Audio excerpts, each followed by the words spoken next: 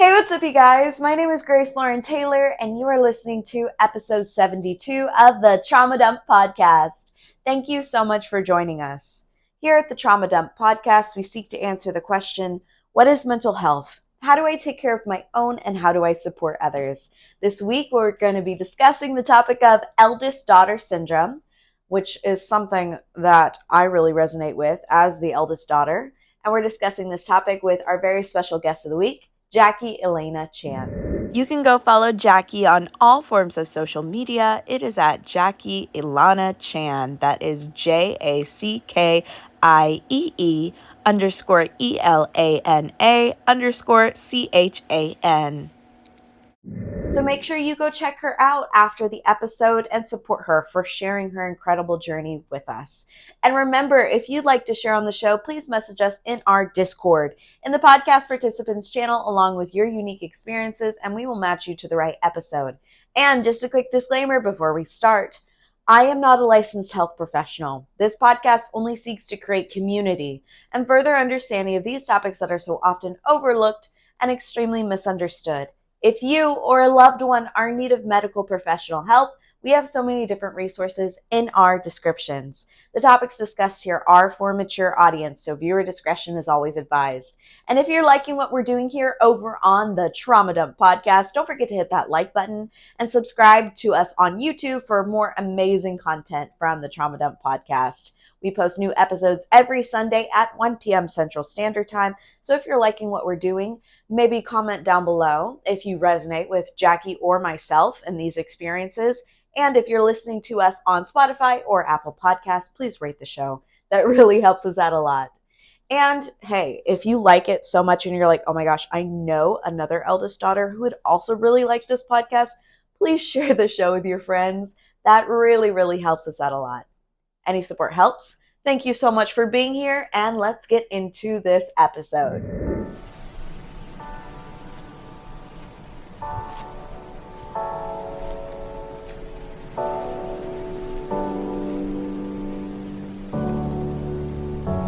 Hi, Jackiee. Welcome to the podcast. Hello, thank you for having me. Thank you for being on. Now, before we start this interview, I want to address your pronouns, how you wish to be referred to as. For my pronouns, I'm open to she, they. Okay, vibes. Are you comfortable with discussing your personal experiences?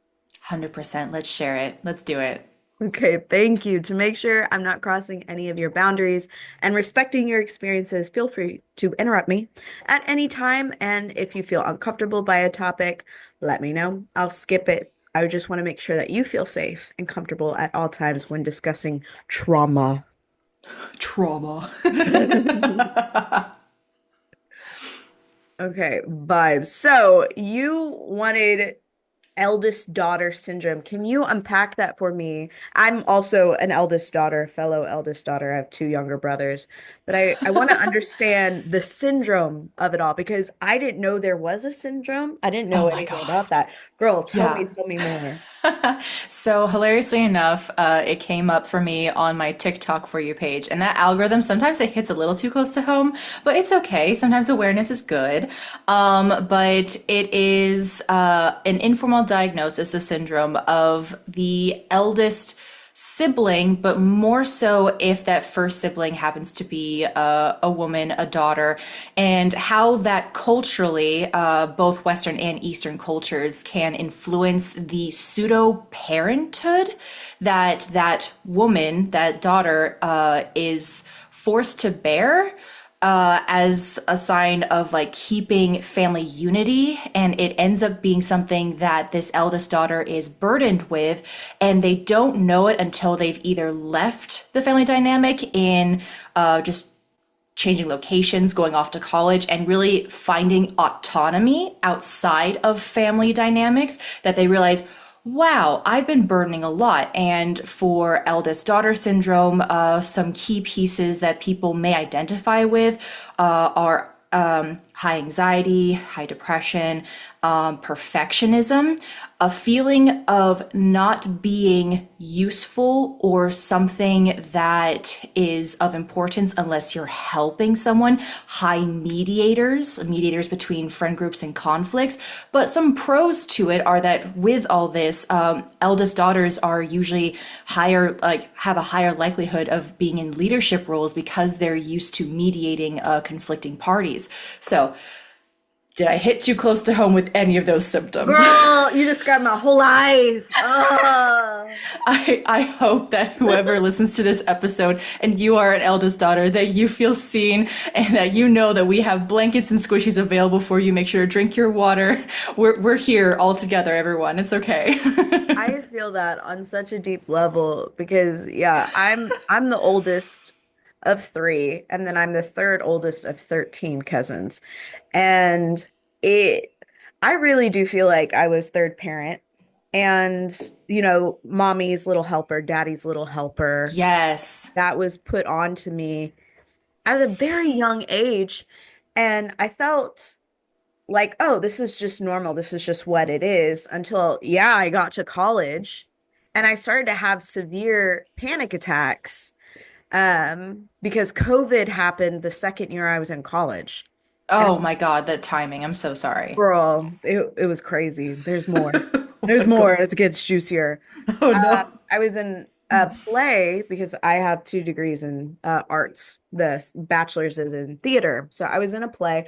I didn't have a lead or anything like that. I was actually stage crew, assistant director. Like I had those two titles.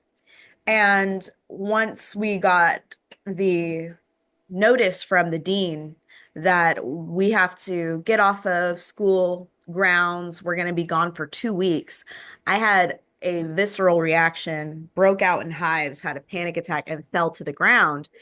And the director was like, "Why are you having such a big reaction?" And I'm like, "I don't want to be near my mother." That's all I could say. I don't want to be near my mother because my first year of college, when I went to college, my mom said the only way she would pay for my college is if I came home every weekend, and this is a 5 hour drive back and forth, came home every weekend and cleaned the house.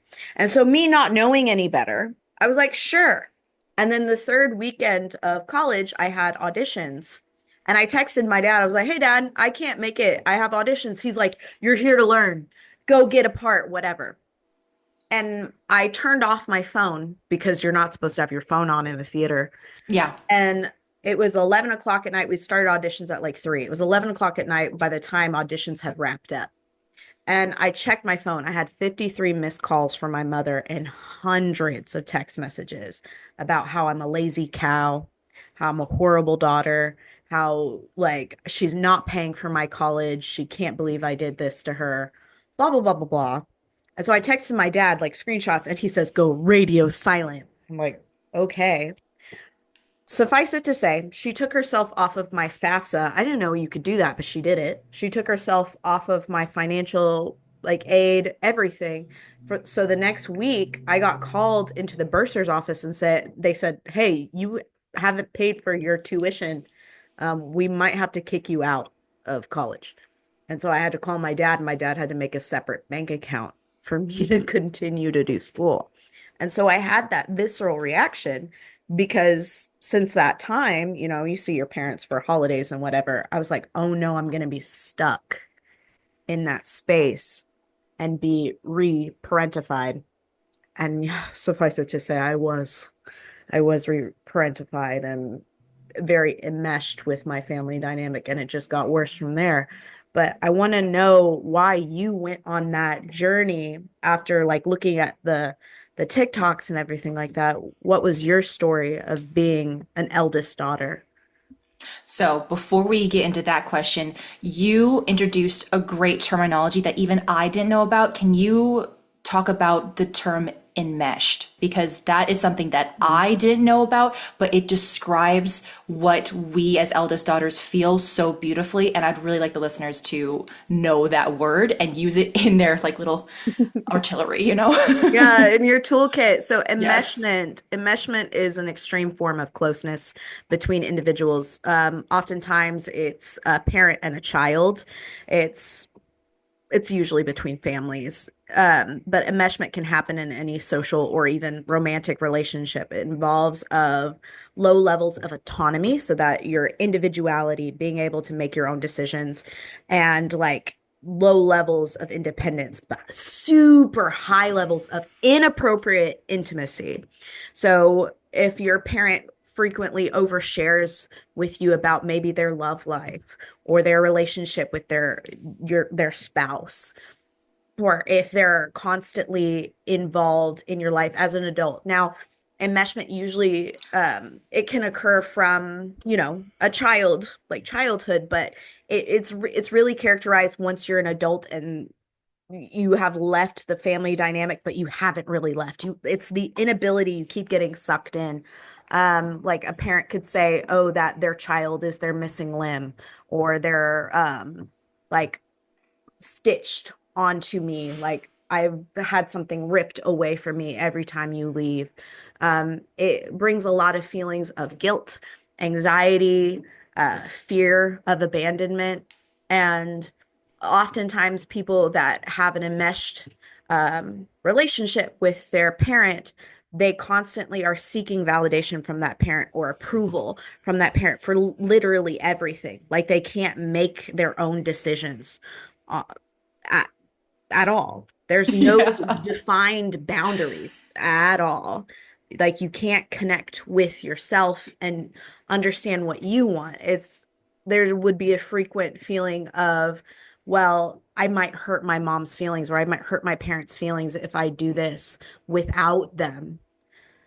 That's kind of, for me, that's what enmeshment is. Yes, and I agree with that. And to an extent, I feel as though it's that phenomenon where newborn babies still believe that they are part of their mother kind of thing, but in adulthood, where the parent now lives vicariously through their child, and then therefore, without that autonomy and individualism from the child, you start to intertwine emotions, and as an eldest daughter, you feel responsible for emotionally regulating your parents. It's awful. Yeah, and emotionally regulating your parents is not your job. It isn't. It shouldn't be. No. Shouldn't be, and it isn't your job. And it's something that I have faced within, my childhood. And I think also my siblings as well. Like my dad kind of like inadvertently forced it upon us whenever our mom got upset. He was like, "Oh, go help mommy, go hug mommy. Mommy's upset, go hug mommy. Like, oh, go cuddle mommy. Like, go apologize to mommy." And I would always be like, what am I apologizing for? I don't know what I did. Like, if Yeah. we offended her, that was like the highest Go regulate your horrible mom. thing. It's like, the world is gonna end. Mama's angry. And when mom was angry with one of us, it's all of us. It's a free for all. We're all under attack. Did that Yeah. ever happen with you, with one of your parents? So the enmeshment was mostly with my mom. And to get back to your original question, the journey that I had to like discovering the eldest daughter syndrome was relatively recent. It was maybe at its height 2 years ago. But there had been themes leading up to that. And it's really funny that you gave a college example because that's also when I started noticing it. Up until college, my mom took a lot of pride in saying that I was her mini me or that we were so much alike. And I will admit that up until like maybe age 24, I completely idolized my mother, and to be compared to her was a compliment. So I was really in that mindset of like enmeshment of just like she's a part of me and she's amazing, incredible. She could do no wrong. I truly forgot, or she never wanted to show me that she was human, and therefore I idolized her. So as I was going through college and therefore had less communication with her, less time to call, whenever I would come back home, I would feel this weight and suddenly realize that I didn't like visiting back home. And I would start doing internships on campus to keep myself from visiting my family during holidays. I would volunteer in the laboratories. I would do like DNA testing because my bachelor's is in biotechnology and plant genomics. And my mom, being very scientifically minded, I was able to divert her feeling of abandonment by being like, but you told me that I need to build my resume. So there's this internship here. Oh, I can't come home for the summer. There's this internship. And it did help in the long run, but I was absolutely avoiding this unknown in my mind feeling of why I hated going home. And it was because more so the emotional turmoil or the needing to regulate her emotions. That's what I felt more so. It wasn't a lot of like chores in kind of like that parentification. It was more so that she just needed me to regulate her, and my stepdad at the time wasn't doing that. So it was really this kind of what is it, it's emotional incest in a way, Yeah. where I was the person that she would go to talk about adult things. And I'm like 19 and talking about her relationships, her friendships, and needing a lot of validation in both her appearance, in how she's doing. And I'm over here being like, I need this, but I would never tell her because I don't think she could give me comfort the way I was taught to comfort her. That's so real. That's so real. I felt that on a really big level of like you need comfort as the child, but you don't expect it and you don't know how to ask for it because you have been directed in a sort of way of being that comfort for your parent, being your parent's security blanket. Because I really resonate with that. During COVID, my dad was hit by a car in front of our house, and he eventually died from that. And because it was during COVID, my mom was the only one allowed to see him in the hospital. And so I became parent to both of my younger siblings who are both minors. And that was crazy hard. And she constantly called me crying about my dad, about her husband. Oh, my husband this, oh, my husband that.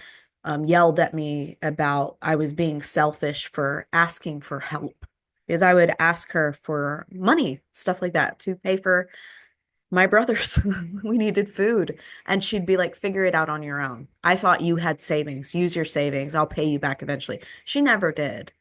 But my brothers would ask her for money, and she'd be like, go ask your sister. Your sister has money. Your sister has a job. Go ask your sister. And it was very, very difficult because I was losing my dad, and she would call me all the time about how much my dad was struggling, this and that and the other thing about his health.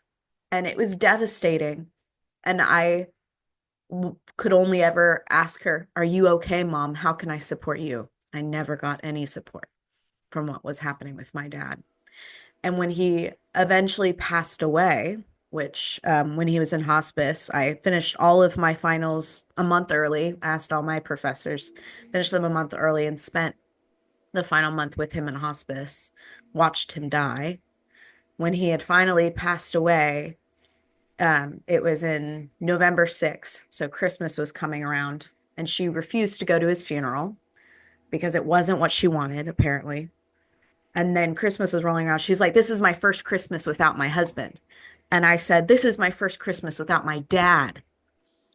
And she told me to get out, essentially. And she made me homeless. And it was devastating.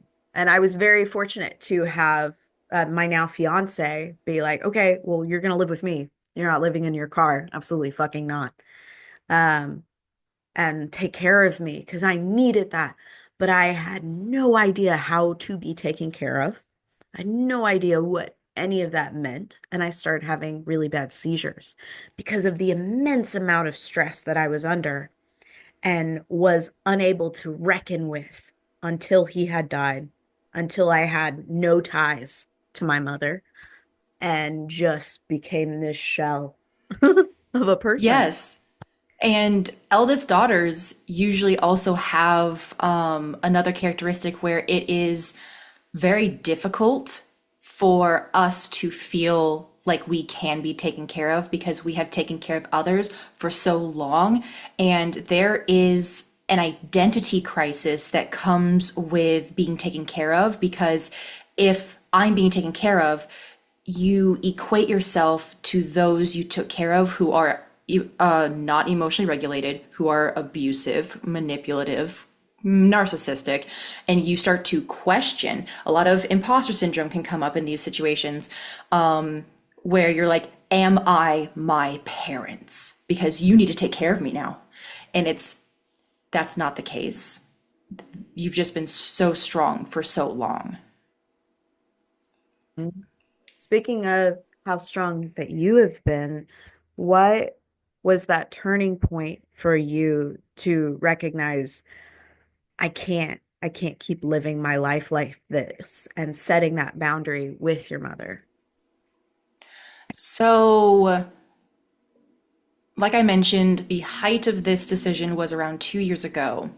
And the reason for finally cutting ties, because I'm currently no contact with my mother, was due to my decision to get sterilized.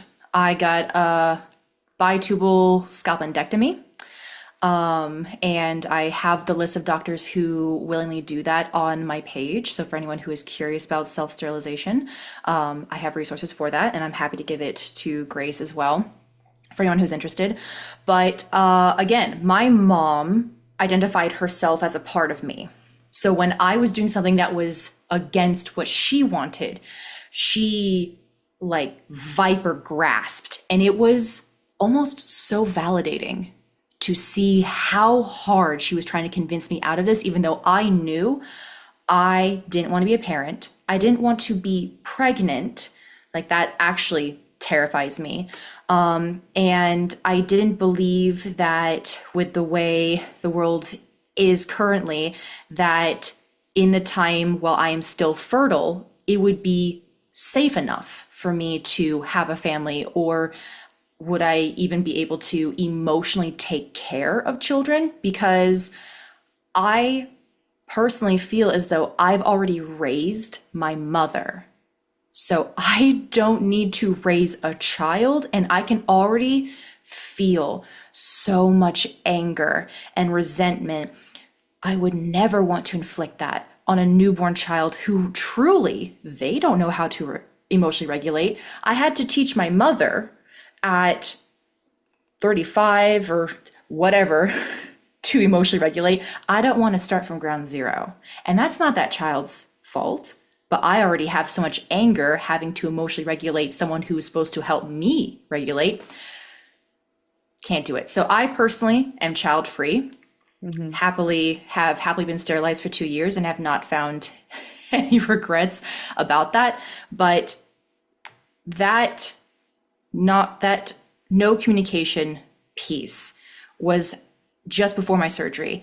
And I had no intention of telling her. My mom is fortunately and unfortunately very knowledgeable with our family's medical history.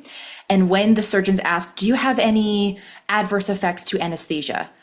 I didn't know, so I had to ask her. Just out of the blue, no information added. I'm like, hey, do we have any adverse effects to anesthesia? Because I wasn't going to open that can of worms. And she answered the question, thankfully. But then she said, you're getting surgery, aren't you? I was like, yes. And she said, you're getting your tubes tied. I wasn't about to correct her. I'm like, yes, I'm getting my tubes tied. No, I yeeted those fuckers out. Oh, sorry. You can curse. You can curse. They are out. I am unable to get pregnant naturally. I need IVF if I ever decide to, which I truly do not think will ever happen. So she then, day before surgery or 3 days leading up to surgery, was sending me articles about how it could go wrong, how I could get sepsis, how it could be a failed thing, put me into debt. And then here's the thing that really made me be like, wow, you don't care about me. Is that after I was like, thank you for, again, I'm emotionally regulating my own mother. Thank you for telling me your concerns. I'm still going through with this surgery. She then sent me a long paragraph attacking me on personal things as a teenager I would have been very self-conscious about. But I had grown since then and I was able to combat that. If I still idolized my mother in that moment, she attacked my looks because she knew that I was self-conscious about my looks. She's like, you will never have your pre-operation body back. No one will want you. They'll see the scars and know that you had work done. She also mentioned that it's good that I'm not going to be a mother because I'd be a shitty one. And then finally attacking the birth control will never go away. And I'm just like, 2 years later, I'm like, anyway. So it was painful to read. But it was so validating to see just how cruel she could be when she didn't have to mask. And it made it easier to finally say to myself that the feelings of hesitancy, of dread, of being around her need to regulate her. And finally, when I did something against what she wanted, she blew up at me. It was an oddly validating thing that I don't necessarily want people to experience because it's painful. But to know that you were right and your feelings are valid in that way, something else. I don't know. I want to congratulate you first and foremost on getting that operation that you deemed necessary and taking care of yourself because you deserve it. And if you don't ever want to be a mother, you don't ever have to be. And I'm so glad that you got it done before, yeah, what's going on? Vibes. Good for you. Um, and I'm very sorry that you were attacked on not only your character, your looks, your morals, your ideals, but also that it was all done by your mother, the one who brought you into the world. That adds a whole other level to it that people that haven't experienced that or may have really good relationships with their parents will never understand, will never comprehend how demoralizing, how dehumanizing, how debilitating that can really be from a parent who, again, you idolize, but also you wouldn't exist without them. So it's just, it sucks on so many different levels of suck. And it also brings a lot of fear into it because she was trying to make you doubt yourself. Let's be honest. She was trying to make you doubt yourself. And that's even worse because that's the exact opposite of what parenting is. You're supposed to enable your child to succeed and also have this ability to correct them in the ways that you think is right, but allow them to make their decisions. And she failed. She failed you. She failed you as a mother. She failed you as a caregiver. And I think it's really empowering for you to understand that on so many levels of I don't want to be a parent and I'm going to make sure that no one is going to make me a parent against my will. That's that's Truly. amazing step for you to take. And I am very proud of you and I'm so proud of you for being so open about it as well. I appreciate that. Thank you so much. Yeah, it's good. I'm It's good. it's good to get those feelings because I have the opposite from you. I can't wait to be a mom. Mm, And for me, I think being a mom is going to be so healing on so many levels. For the exact opposite, I know I'm going to be a great mom. And I really want to give another being the love that I didn't get, but I so desperately deserved. And I think in a lot of ways, I already exhibit those mothering qualities. And I can't wait for me and my fiance to have little kids and to see a little version of him, to see a little version of me, and then see what they become. I'm so excited to see what happens in their lives and just be there to support them. Like for me, caregiving is something that I find a lot of healing for myself in. I was a nanny to four boys for 7 years, and I still keep in contact with that family, especially the mom. And I love them so much. And I'm so glad that I got to have an impact in those four little boys' lives, that they're actually becoming pretty decent men. And that's crazy that I helped. I really did help. They're so able to regulate themselves, their emotions, to cry in front of me, like to cry in front of their mom, to advocate for themselves. Like the oldest one is now taking flying lessons. I think he's 17 now, and he's flying planes. That's crazy to me. He was 6. I was with him when he was 6 years old. What the heck is going on? He can fly a plane? What? I'm so proud. I'm so proud of him. And I can't wait for when I have kids that I'm also so proud of and be able to, let them do what they want to do, let them find their passions. Because that was something with my dad that really helped me. Like he was always in the front row. Of course, my mom was there with him, but he was always in the front row and he was always so proud of me. And he was always so proud that I was excelling in what I love to do. And he would always tell me, remember, when you go to school, you're here to learn. School is your job.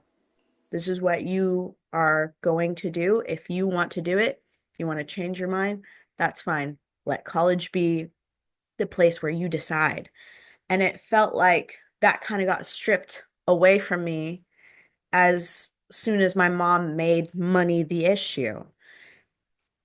And that was kind of the turning point in my brain of something isn't right with this. Because I also went to her college, the college that she went to. All three of her kids went to her college she graduated from, because we didn't have any other choice. It was Texas Tech was put up on that pedestal. This is the best college. Red Raiders, Wreckham, Patrick Mahomes. We love it here. Like I learned the fight song as a baby. I'm not even kidding. Like we were put in that Colt Texas Tech gear from childhood. And once I went to the college, I'm like, oh yeah, this is all right. And as soon as I graduated, I was like, I'm never wearing this class ring again. If Texas Tech games are on, I'm like, okay, cool. Indoctrinated as a baby. Yeah, for real. Oh my God. My brother had a Texas Tech birthday party. Everything was Texas Tech themed. It was crazy. It was a level of craziness I'm just never going to do as a parent, to idolize an institution. Number one, that's crazy. And number two, like it was, yes, a level of indoctrination of you want to be just like mommy, right? You want to go to mommy's school. You want to do what I did, which my mom went to school for photography, which is no longer a degree there. But she wanted us to be like her. And I think Yeah. when kids are really little, kids want to be like their parents, and that's a good thing. But once they reach the age of 6, 7, 8, they need to understand that their parents are fallible. Their parents are not gods. Their parents don't do everything right. And I knew that about my dad. I didn't know that about my mom because my mom never once apologized to me. She never will. She's never apologized. I've brought it up to her. I tried to reconnect with her. Like after she cut me off and 2021 after my dad died and took me out of the house. Like, I tried to reconnect with her. I tried to have lunch with her, and she just kept making it worse and worse and worse and acting like a teenager, honestly. And I just like can't be around this because she's never going to support me as a mom. So why should I have that mother-daughter relationship? It just never really existed. And for you, do you ever feel like you envy other women that have good mother-daughter relationships? I think it depends on my mindset that day. So obviously your For You page will show you like various things. And on low confidence days, because confidence is a spectrum and it changes day to day, it changes within the day, and that's okay.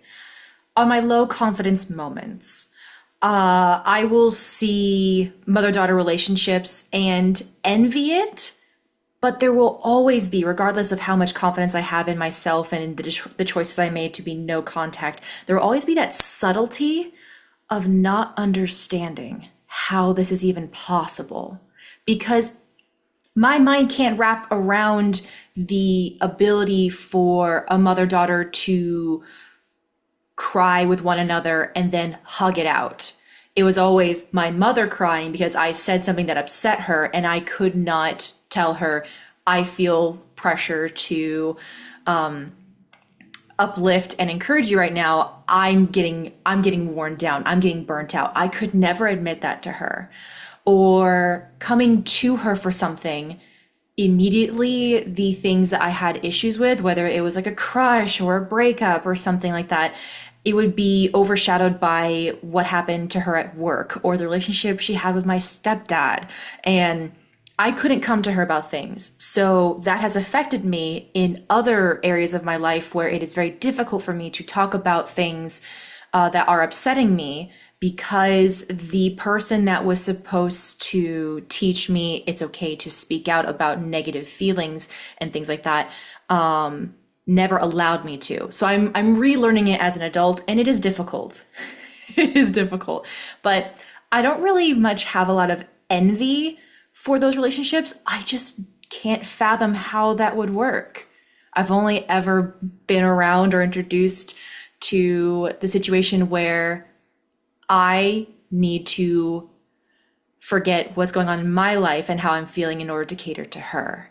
So it's a disconnect. It's Yeah. so intriguing. Mhm. So, what steps have you taken to establish healthier boundaries with your significant others, your friends, other family members? I know you've cut off your mom, but how do you prevent enmeshment within your future relationships? I am so happy to say that me and my brother have rekindled our friendship as adults when we were inadvertently pinned against each other as children. So, simultaneously, as children, we were told to get along, behave, kind of thing. And if me and my brother had an issue, my mother would say, no one else is more closely related to you than each other, so just put this aside. We're not learning to talk through things. We're just kind of like giving ourselves 45 minutes and then we come back together with no apologies. My brother and I did not learn to apologize. We just learned to give each other space and then pretend like nothing happened. Giving space was healthy, but not apologizing and talking about what happened, we had to relearn that. But I'm very happy to say that my brother and I rekindled our friendship as adults, and he and I are healing one another by having conversations of, hey, when we were younger, I felt that dad favored you, or I felt that mom favored you. When you left the family, it hurt me. And the fact that my brother and I took very different paths, he went into the army and he's pursuing his education now later in adulthood. I went to university and got my master's, and very traditional kind of thing. Again, pinned against each other. My brother being the black sheep, like, oh my God, he's not pursuing higher level education. He's going to the army. How awful, kind of thing, pinned against each other. We came together and were able to learn communication, and we are slowly healing that part of ourselves by hearing each other's perspective. And I am so proud of him. I'm so proud of us together, but that is just that's the healing part that I've had with my family because my dad and I are neutral. Not bad, just neutral. Mom, no contact. Stepdad, no contact. My brother and I are healing ourselves through our small interactions and phone calls every now and then. But that's currently the steps I'm taking. More so in my platonic relationships, that's where a lot more practice and healing is necessary. Because this elder sibling or elder daughter syndrome does affect your platonic relationships. It's just anyone who has anything to do with anything emotional with you, it's challenging. Yeah, I feel that challenge as well within my own friend dynamics and my friend groups. Like, whether my friends recognize it or not, I'm called mommy. That is my nickname. Um, Whether it's because I have giant boobies or whatever, because I know that's part of it with some of my friends. I'm called mommy or mother. And, I do have those qualities, but they come to me with all their problems all the time. And I'm like, come on, guys, let's make this friendship mutual. And that has been interesting that I've had to ask my therapist. I was like, okay, how do I tell my friends that I also need support and I can't be their guiding light all the time. And my therapist was like, just like that, just say that. And I was like, No, no, no, that's too simple. No, no, no, no, that's too simple. Next answer. I was like, that's that's a lot. That's a lot. It's like, okay, yeah, go tell them. And so I had to recently tell one of my girlfriends, I was like, hey, I appreciate that you feel comfortable enough to tell me whenever you're struggling and you um like my advice. But is it okay if I tell you when I'm also struggling as well? And she was like, of course. Yeah. I just thought you had everything handled. I'm like, no, man, just no. I don't have everything handled. I'm sorry, no. That's called masking. Yes, I don't have everything handled. And she's like, well, you own your own company and you're such a boss babe. And like, you work so hard and you make such amazing things. I'm like, yeah, that is true. But also the economy and owning my own business is not easy. And I have to figure out how to do my taxes for the t first time this year. And, I also have stressors in my life as well. They may not be the same as you, but they exist. And owning your own business is not for the weak because I feel like with a lot of my friends, they idolize me in a way, which makes me feel very uncomfortable. Do not idolize me. I am egg. Please, don't. And I've had to draw that boundary with some of my newer friendships because they met me through my business. I make crystal beaded jewelry and I go up to markets. And I'm really Drop the nice. link. I'm just saying. I will, My I whole will. my whole friend group would love that. Continue. Yes, I will. And so I've met a lot of them at markets and I became friends with them and they liked my stuff and they like we like hung out outside of it. And I invited 11 different people that I met either at markets or at Hobby Lobby, at stores, stuff like that. And I invited them all to my Halloween party. And then we became a friend group and we had Friendsgiving together. And we're like slowly becoming like a really good friend group. And I'm so happy about it. And I'm like, I cannot be the proverbial glue that holds you all together. You need to be friends with each other as well. I am not Temple Grace. Go outside and be friends. And it's working, but I still have to make that boundary with some of the younger ones, especially in the friend group, of being like, hey, even though I'm a couple of years older than you, I also struggle as well. And one of the girls was like, oh, I really want to be like you. I want to own my own business. I want to do this, that, and the other thing. I think you're really inspiring. And I thanked her for that. And I was also like, I appreciate that sentiment, but that's very uncomfortable to hear for me because I don't feel like I have all of my shit together. That's not how I feel. And so in a way it is a little invalidating because you only see like the shiny happy Grace at market saying, come into my booth, come hither, look at all the wares that I've made.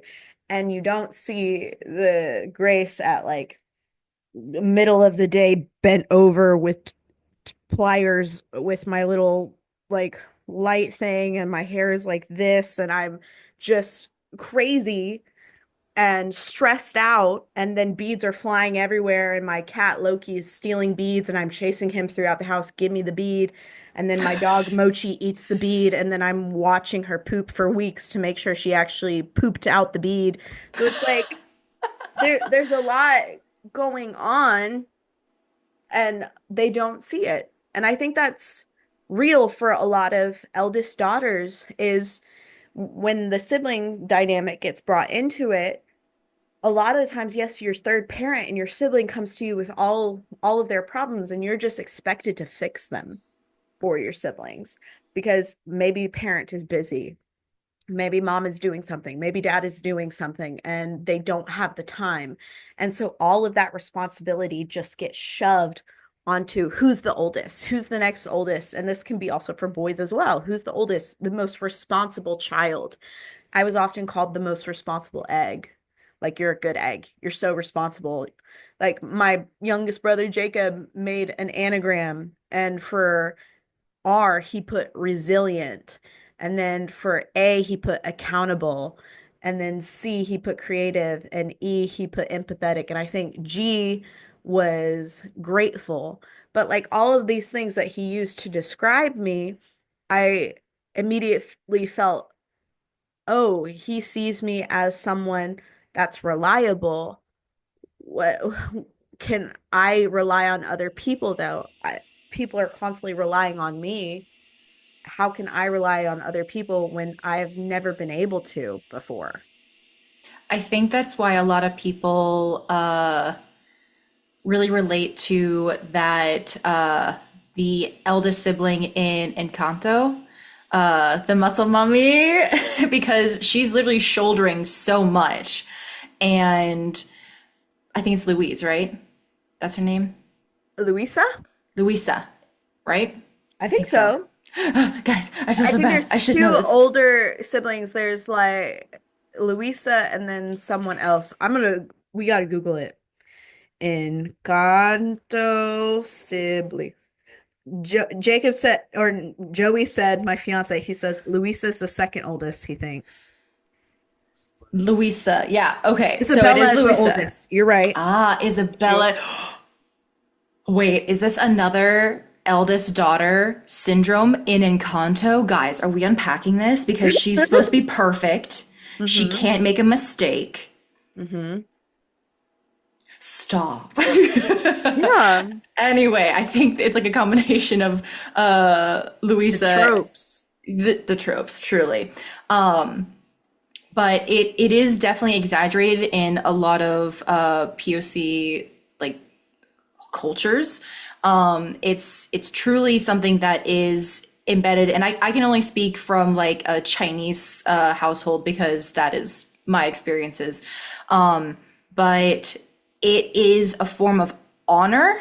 So you feel as though if you neglect this, you are neglecting the family, you are not giving honor to your family, and it truly focuses on you being a part of the success of the family unit. And that is so much pressure for an eldest daughter to uphold at such a young age. It could start earlier than teens, tweens, and like when, like literally at age 6, when you have a little baby, it's like, oh, can you hold your baby while mom does this? It really does you become a caregiver so early on. And the pressures that you were talking about before, I resonate with because as people compliment me with the purest of intentions, absolutely, they're trying to compliment me, but the adjectives that they use sometimes makes me anxious because then it brings out my perfectionism. I'm like, I must maintain this. I can't be anything less than this. It is really intriguing having to relearn compliments that don't have pressure added to them. I feel that as well. Um, because a way that a parent kind of gets their child to continue these behaviors that they appreciate, right, of being responsible, they compliment my child is the most responsible child in the whole world. My child is so mature. My child is able to do so much. Like my child gets the best grades, like so on and so forth. And it has a lot of pressure put onto it of being that child that has to succeed, that has to perform, that has to be perfect, that has to bring honor to your parents. You don't want to give them shame for anything that you do. I think that's So, very true. yeah, for me, I didn't have, like I mentioned before, I didn't have a lot of responsibilities chore wise, but it was mostly emotional and mental, like weight and pressure. Being the eldest, I felt and was taught to be the example for my brother. He's 2 years younger than me, and we did a lot of activities like gymnastics together. We did ballet together. So we were always in the same sports. But because I was older, I was meant and I was told to be a leading example for him. So when I went off to college and my brother didn't go to college and instead joined the army, there was an unsaid jab at me for not helping him get to the right path. And there was a feeling that I had failed to influence, teach, and be a good example for him. And there was this not necessarily imposter syndrome, but just a loss of identity of like, if I can't help my brother to go to college, then how am I someone of influence? How am I significant? I am not. And I had to rework that. And again, my brother is his own individual, but back then I was still very much under the immersement of my mother's perspective of you need to guide him in the right way, the path. And my mom did have designated paths for me and my brother, and me wanting her approval, I went down her path, and my brother, not being as influenced by her, went down his own path and found his own success. I'm so proud of him. But because he deviated, I was made to feel that I had failed in guiding him properly, in being a good example. It was for anyone else who feels that, I feel it too. The word deviated is a really good term because I felt that on a deep level. If we bring religion into it, I came from a very conservative Christian background. I'm mixed race. My dad's family is all from Jamaica, and his parents were both missionaries. And then my mom is very white. Her parents, her dad was German and British, and then her mom was Scots, Irish, and British, so very white. And they were also missionaries as well. So I came from two parents that both had missionary parents that were both very religious and said, oh no, it's a relationship with God. And so there was the huge pressure as a little kid to have a relationship with God, to know the Bible, to know the scriptures and be able to defend it. And we we as like the Taylor children had a lot of pressure for religion and being able to quote scripture. Like I still have so much of the Bible memorized. I have all of the books memorized. I have so many of Jesus's teaching memorized, and then so many just random verses memorized because I was really raised by my dad's parents, my Jamaican grandparents. So I associate a lot of my identity with being Jamaican, so Jamaican American, because we would go to Jamaica often, and being mixed race. And my mom would try to break that down a lot, the mixed race part. She's like, no, you're white. I'm like, I'm looking around at all these people in my life that are darker skinned than I am, but do look very much like me. And I'm like, I'm not white. I'm mixed race. I never thought of myself as black. but I didn't think of myself as white either. And she would tell like people that met us, be like, oh, my daughter thinks she's more Jamaican than she actually is. She said that several times, that exact phrase, several times. And it always made me feel very uncomfortable. So, me as a child, my identity, like deviating from her whiteness and like identifying more with being Jamaican, being mixed race, being um, more in that culture, or being raised by a Jamaican woman like my Mimi, and that culture was something that she did not like, my mother did not like, and was very opposed to, and would tell me and then confront me in front of other people who did not know me. Because you wouldn't look at me, and I mean, some like other mixed kids would clock me immediately, but like most people don't see mixed child. They just see white with curly hair. That's what they see. It's damaged to all hell because I bleached the shit out of it. It used to be like tight coils, but we bleached it. It's fine. But that deviation from how my mom wanted me to be, what created a constant conflict with her, of her trying to devalue my identity. And then once I started to break down Christianity and be like, oh, wait, do I actually believe this? No, no, I don't. As an adult, I'm like, no, no, no. And especially seeing like people that profess to be Christians and profess to know Jesus and act like total buffoons and act really crazy. I'm like, oh, no, I don't want to be associated. No, I don't want to be associated. And I finally made that decision this year of like, I'm not a Christian. I do believe Jesus was a real person. I do believe like he did all the things he said he did, but I'm not a Christian. And I think that really pitted my mother against me. And she tried to get my brothers, especially my middle brother, to confront me about that anytime he sees me, and try to attack me on my morals and on my character, and why I'm not Christ-like, why I would be the type of person that would stone Jesus in the streets. And I'm like, what are you talking about? And I know it's from her. I know it because it was the same sort of things that she would say. I even have a Jesus tattoo. I have an ichthus, which is like the symbol of a persecuted Christian, on my hand forever, because that was a really big part of my identity until I started to deconstruct it and move away. And now I'm so glad that you have that relationship with your brother, and as adults, you're becoming more friends. But my brothers are still in constant contact with my mother and are still enmeshed in a sense, and still rely on her for money because she gives them money.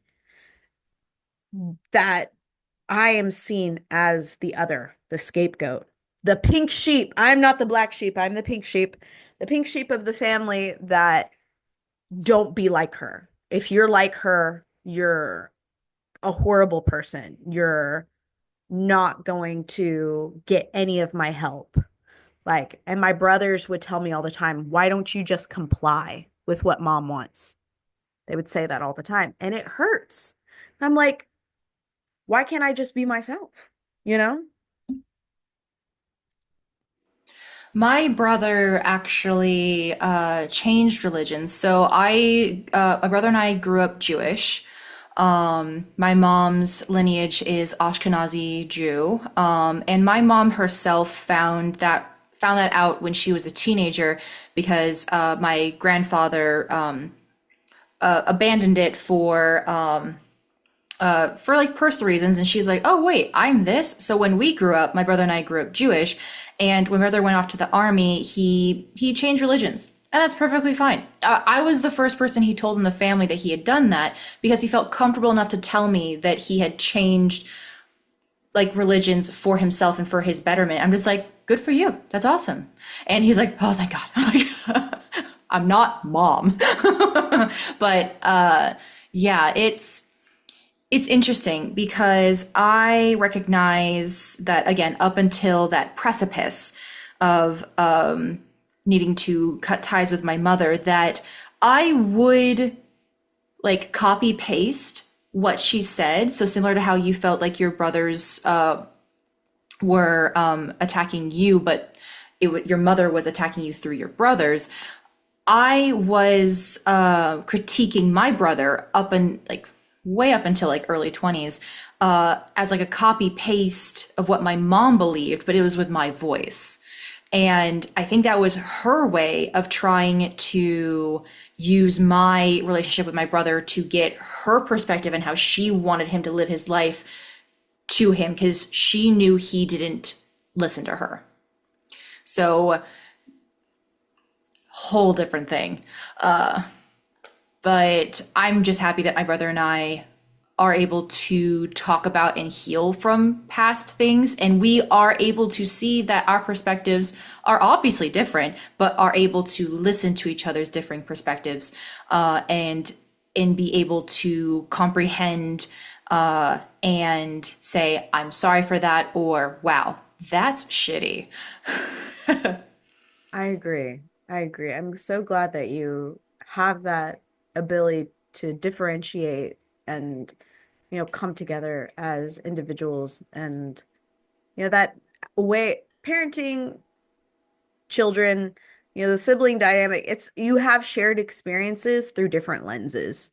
And that was something that I tried to have conversations with my brothers. Now, mind you, they're much younger than I am. I tried to have those conversations. I don't think they're ready yet.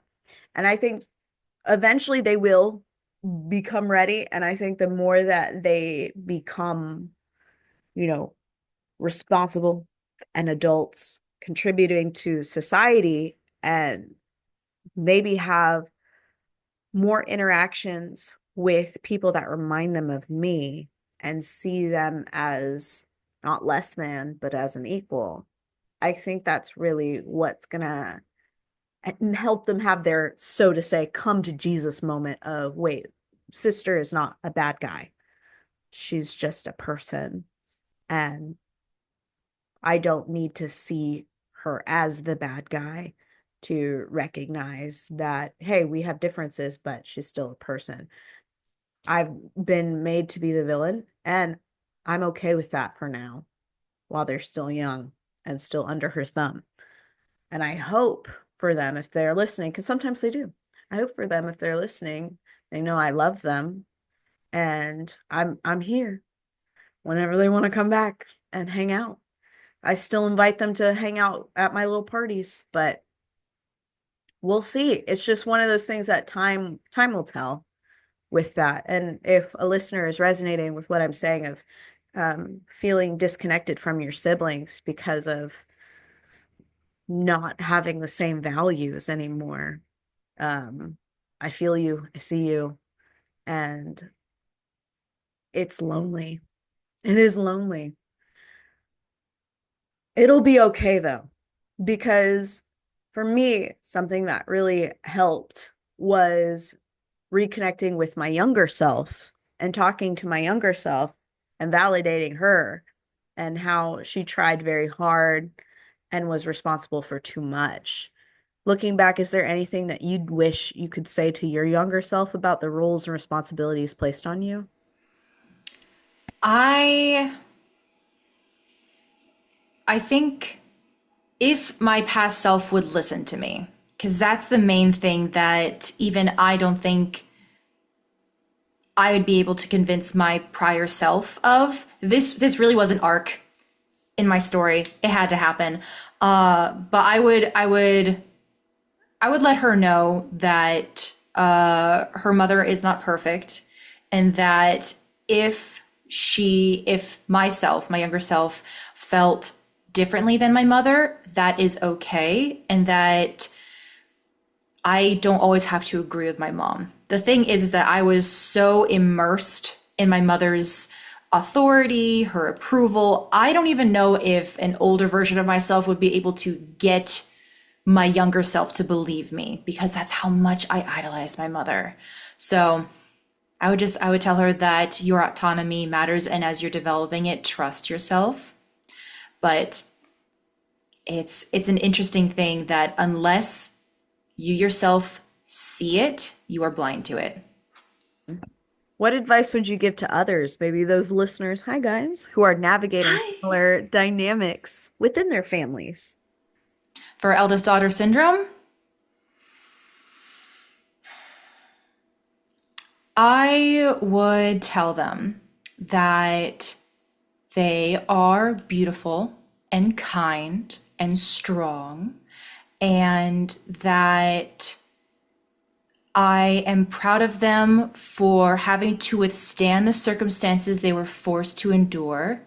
And I will give them hope and acknowledgement that that will not always be the case. And eventually you will find happiness and comfortability in needing to take time to rest without feeling guilty about it, breaking down without feeling like you can't get back up again. It is a work in progress, but I know you can do it because you have been so strong thus far. You can be strong for yourself, and I know you can. You are incredible, and I am proud of you. That's very, very sweet. I'm sure that's gonna touch a lot of people's hearts. It touched mine. No. I felt it. How can I support you? Like going, I'm doing great. I'm so happy to have been given this opportunity to speak with you, and I appreciate you reaching out to me in order to speak on these topics and the various other topics that you have touched on in your podcast. So thank you for allowing me the time to talk about this and hopefully provide validation for the eldest daughters out there who have not yet recognized within themselves that they have shouldered way too much for way too long. And I'm hoping that this begins the journey for many or validates the feelings of many that of what they've experienced. So I'm more than happy to be here talking about it. This was very healing. glad. So you're feeling good right now. Oh, yes, absolutely. I adore talking about this because I wish someone had talked to me about it. So, once again, we're taking the lead, but that's okay. We're here to heal each other, always. Always. Do you have any resources or recommendations that you'd like to share? Resources and recommendations. Nothing that comes to mind specifically other than just plugging your podcast for what it does for everyone, the Discord. Yes, the Discord. Honestly, the Discord does really help a lot of people. For those of you that don't know, we have anonymous free Discord. It's peer support. You can get resources on there as well, and then talk to people about what you're going through. It is really helpful. We have like 300 people on there right now. I'm sure it's going to grow. It's available 24/7. If you need to DM me, DM me. If you need like support with something that I can probably provide, I got you, homie. I'm here for you. Thank you, Jackiee, for sharing with us and sharing your journey. I really appreciate you coming on and being so willing and forthcoming about your experiences. It really has helped me being able to talk to you about these things and also, share what I've gone through as well. I appreciate it. Yeah, I appreciate you allowing me the time to talk about this. And I want to let you know that I am proud of you for having gone through the experiences that you were forced to overcome. You are a strong individual, and I appreciate you taking the time, energy, and emotional bandwidth to help and create this prosperous community for people to be able to share their feelings and seek help and resources and opportunities. That is such a kind and amazing thing to do. And I know you're going to be an amazing mother. Ah, starts bawling my eyes Stop. out. Yes, thank you. I really appreciate it. Jackiee, where can we find you? Where can the people like follow you on socials? On socials, you can find me under the username Jackiee, Jackiee _Elana _Chan. You can find me on TikTok and Instagram Most socials have that same username because we like uniformity. But on TikTok, I'm known for my lip syncing content, and on Instagram, I am known for reposting that lip syncing content, as well as teaching everyone the therapeutic and holistic properties of Shibari rope bondage, which is actually really good for trauma processing. So, for Wow. anyone who is curious about it, That's really cool. Yeah, everybody go check that out. I've watched so many of the videos just for vibes because now I'm a follower. I'm a I follower. appreciate it. Yeah, thank you so much for sharing. Yeah, thank you so much for having me, and I hope everyone has a fantastic day.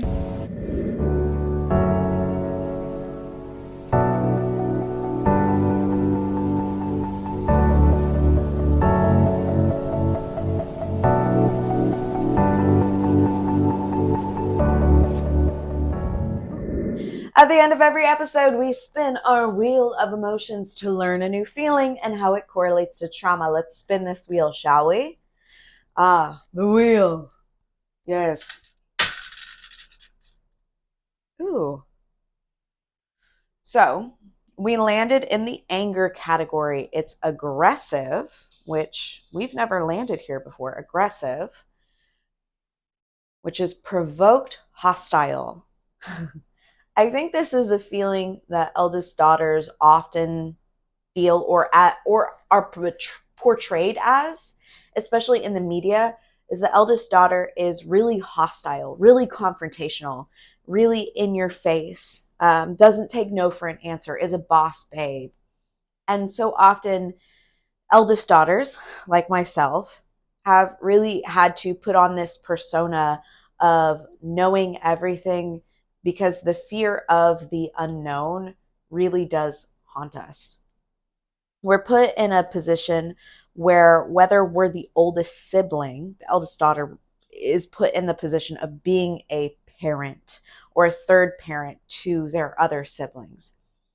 And once you're put in that position, any questioning of your authority gets taken in a way, I'm just speaking from experience, as a question of you, your character, anything that has to do with you. So for me, I have two younger brothers. Love them to death. They're great.